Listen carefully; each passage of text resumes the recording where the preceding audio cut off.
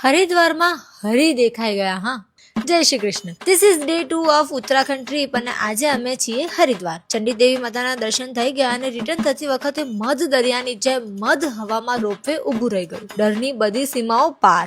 ને મને તો હસવું જ આવી રહ્યું હતું કે આ બધું થાય છે શું. એક તો રોપવે ખુલ્લું, પડ્યા એટલે સીધા નીચે નહીં, સીધા ઉપર જ.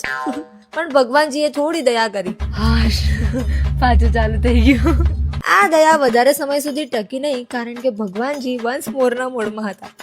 પાછું બંધ થઈ ગયું રોપવે. હવે તો એમ થતું હતું કે અમે શાંતિથી નીચે પહોંચીએ ને તો સારું. ને ભગવાનજીએ પણ કીધું તથાસ્તુ. અમારામાંથી અમુક લોકોએ તો ડિસાઈડ કરી જ લીધું હતું કે હવે રોપવેમાં ક્યારેય બેસવાનું થતું નથી. પણ આપણા ધારવાથી શું થાય, આગે આગે દેખો હોતા હે ક્યા. Second but most awaited place હતી હરકી પોડી. થોડું કટક બટક કરીને સીધા ગંગા ઘાટ. ડૂબકી લગાવવાની હતી ને, પણ જેવો પાણીમાં પગ મૂક્યો કે મોઢામાંથી એક જ વાક્ય નીકળ્યું, આમાં ડૂબકી કેમ મારવી?